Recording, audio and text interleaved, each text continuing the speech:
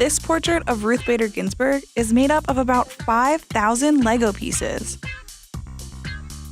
But zoom into her blue eye again. You've got a square blue Lego.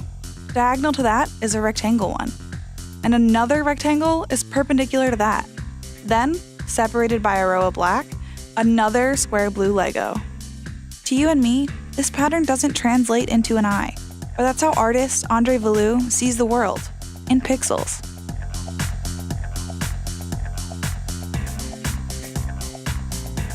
Each portrait starts on the computer. In André's case, 2 computers.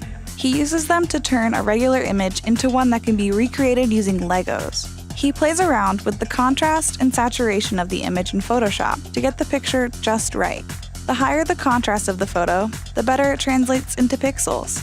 Then, he crops it into the shape of the canvas and moves the image to his other computer. From there, he uses a separate program to turn the image into pixels. Each pixel corresponds with a Lego stud on the canvas. But figuring out the colors? That takes a little more work.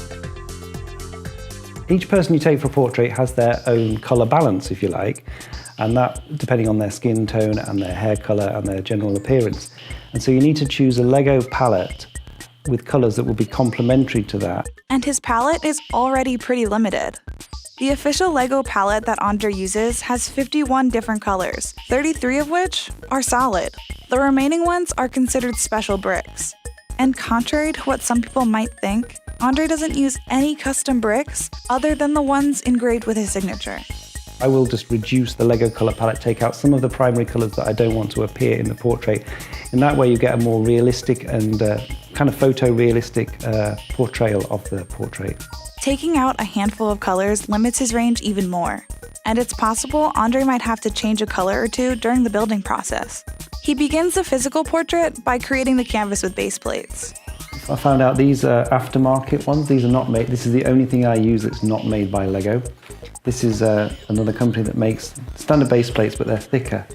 And so this gives a much stronger structure for the whole piece and it holds together better. André uses Legos to attach the base plates together to form the canvas.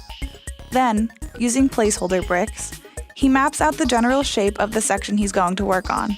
These are brightly colored bricks that won't blend in with the colors he's actually using. Once that's done, he lays down the first bricks.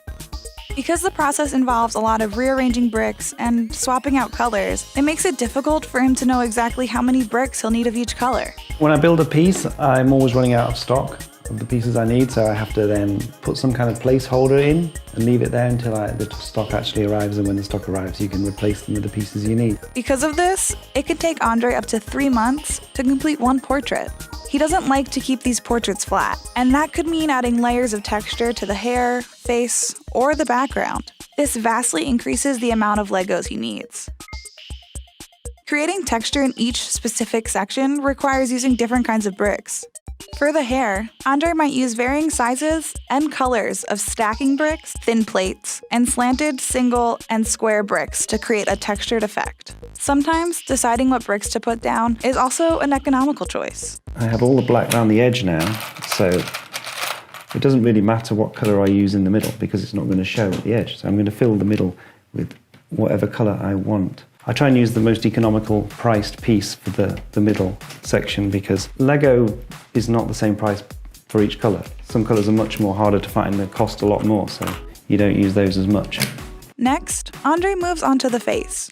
He makes it using a majority of flat plates that vary in colors and hues, and it can be tricky to get right. If 1 or 2 bricks are placed in the wrong spot, he might end up with something odd-looking pretty quickly. Because this can easily happen, it could mean putting in and taking out bricks hundreds of times, which can do some damage to André's fingers. When he gets it right, it all starts to come together.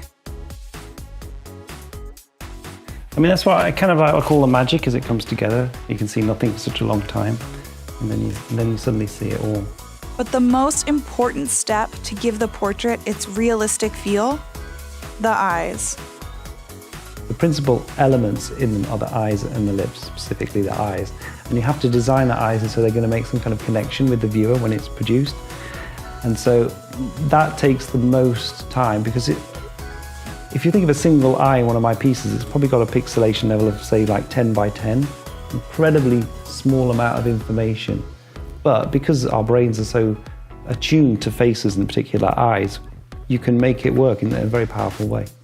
After putting the final piece in place, he wipes off any fingerprints to reveal the finished portrait.